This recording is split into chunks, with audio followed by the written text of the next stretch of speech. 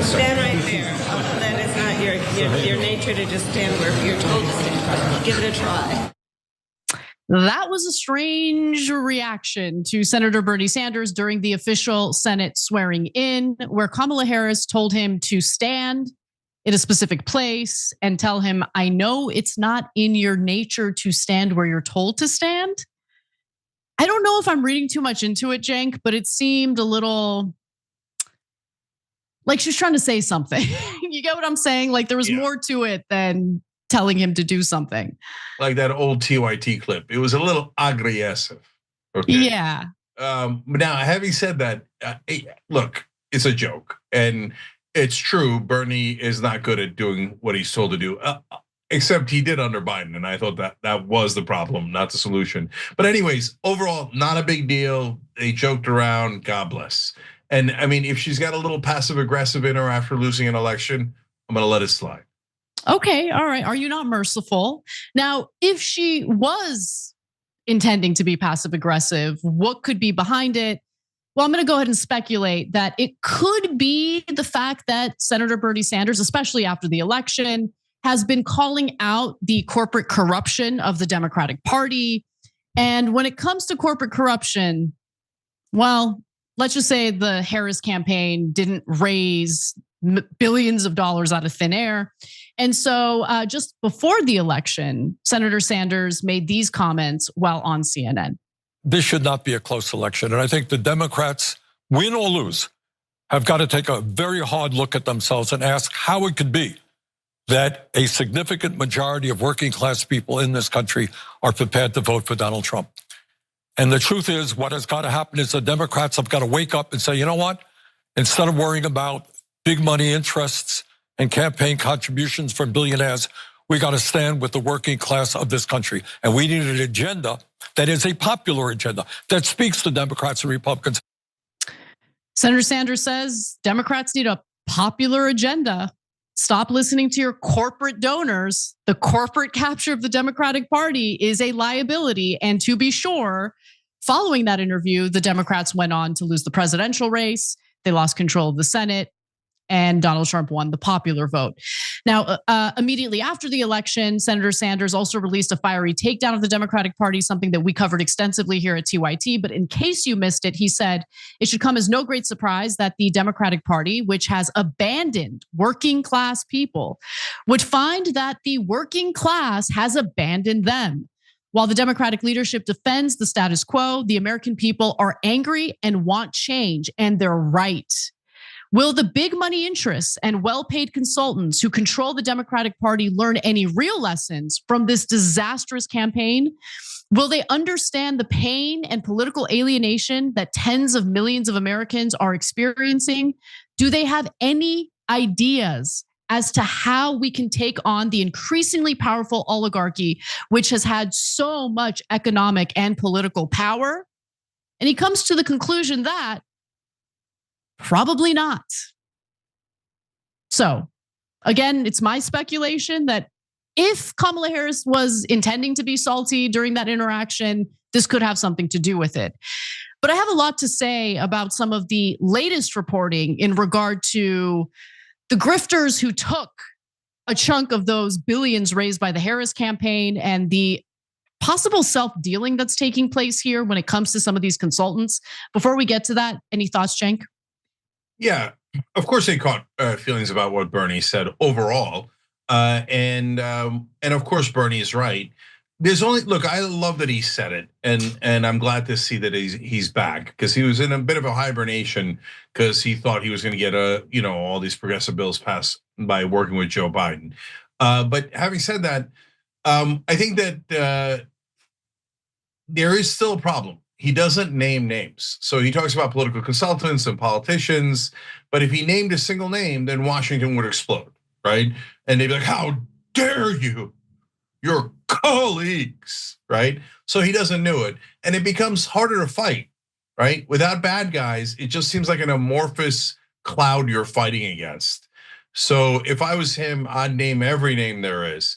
So every elected lawmaker in Congress that's a Democrat? I mean, pretty much, yeah. Okay, I would. all right. And I'd give specific examples. There's so many of them that sold us out so badly. Like, for example, when they wanted to negotiate more drugs to the prices of more drugs, all the Democrats who take money from the drug companies came in and said, no way. And they fought tooth and nail. They should all be named. There should be giant posters with their face and name on it saying these are the crooks who sold you out to the drug companies. But no, everybody's too polite and civil. So if they think that Bernie Sanders is a barn burning populist, nah, he's a cuddly teddy bear.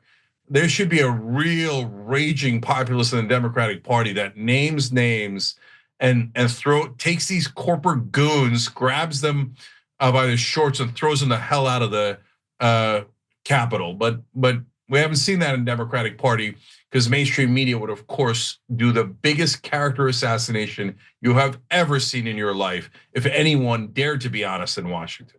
Yeah, that literally does not exist in the Democratic Party. Like, I'm thinking about even like the most progressive people in the Democratic Party, and I would not label them, populist. But look, let's get back to Kamala Harris, because I think this latest reporting from Sludge is something that should actually be investigated, okay? Because look, we've talked a lot about where the money went, the campaign money went.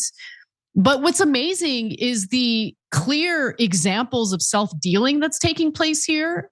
And I don't understand how this is at all acceptable. So thanks to new FEC filings, we learned some pretty damning new information about something called Forward PAC. And that's actually the main dark money group funding the Harris campaign. Now, Forward PAC spent more than $500 million during the 2024 campaign cycle, making it by far the highest spending PAC ever. A substantial portion of its funding came from its nonprofit arm, which does not disclose its donors, but reportedly received large donations last year from Bill Gates and Michael Bloomberg, okay? So Forward PAC is one of the PACs, pro-Kamala PACs, that raised a significant amount of money on her behalf. Now, the question is, what did they then spend the money on? And that's where the potential self-dealing takes place. So Future Forward specifically paid a company called GCJ Research almost $18 million for their work on the campaign. And that's pretty fishy because GCJ Research is named after founders of Future Forward PAC. Okay, and that includes Gaurav Sharol, Chauncey McLean, and John Formowitz. Okay, those are three individuals who founded Future Forward PAC, and then Future Forward PAC raised a bunch of money on behalf of Kamala Harris's campaign, and then spent $18 million on other like election-related companies that were like that these individuals were part of. Okay, so let me give you some specific examples. One of the things that the firm did during the election was create online and text message surveys.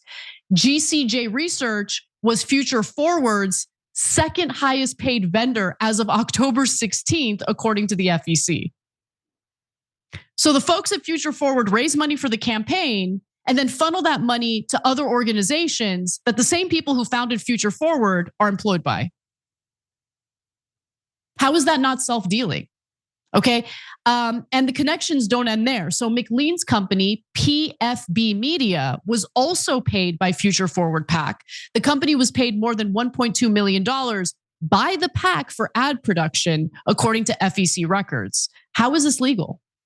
In November of last year, Li Fang also reported that another research firm, Open Labs, which also does business under Blue Rose Research, received another $759,707 from Future Forward. The founders of the Super PAC also work at Open Labs. Guys, how is this okay? It's like they raised money not to help Kamala Harris win. They raised money to pay themselves. This is crazy. This is insane. Yeah. So look, we don't know if they spend that money more efficiently than a different polling company would have spent it, but we do know that they gave your money to themselves. We do know that, okay? And remember, a lot of the consultants, especially if they're working on the part where they collect the money and then spend it on ads, get 15%. So the more money that they raise, even if it's counterproductive, even if you're kissing donor ass and costing yourself tons of voters, they have a financial incentive to keep doing that, even if it costs them the election, because they're going to raise more money from those same donors. So they've got already one terrible incentive in that 15% that they get. That's usually how it works. And then they have now a second terrible incentive, which is take all your money and funnel it to their own companies. I mean, if this company was a really respected polling organization that didn't employ the top 3 people in the Kamala Harris campaign, then I'd say, well, I mean, you got to do polling, and apparently they spent it in that direction, okay? But it does employ the top 3 people. In fact, it's named after the top 3 people in the Kamala campaign. And on top of that, they had almost no contracts before the Kamala campaign. They had one $7,000 contract in the last cycle. That's it.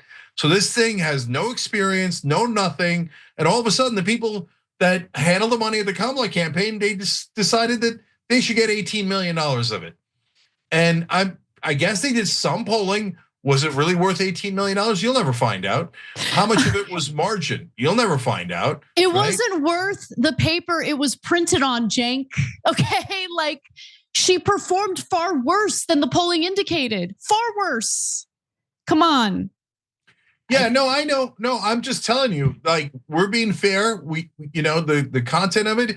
If they would like to come out and say, oh no, look, here's how much we spent, here's how little margin we made, and here's how it compares to the other vendors, I'd be thrilled to get it. But they'll do no such thing. This is the last time you'll ever hear about it, because mainstream media doesn't care about corruption like this. They love corruption like this. So they're not even going to talk about it. And they love Kamala Harris, they love Joe Biden, they love all corrupt politicians. And so all these stories never ever get covered. But they're so proud that they raised billions. You didn't win the election. You have nothing to be proud of. Nothing. If you ran the Kamala Harris campaign, you're an utter failure. Yeah, maybe you're gonna have a nice new mansion wherever you live, based on good, hardworking Americans who believed in you and donated to you, let alone the giant corporations.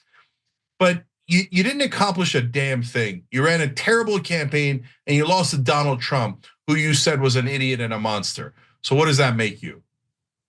I mean, really, it's so true. It's remarkable how little these people actually care about the future of the country and how they see a presidential election as an opportunity to make some money. I mean, to the detriment of the American people. It's amazing. But there you have it. All right. I loathe the corruption. I loathe it. And so any reporter that isn't talking about the corruption of establishment Republicans and Democrats is not a real reporter. They're just a marketing executive. That's all, period.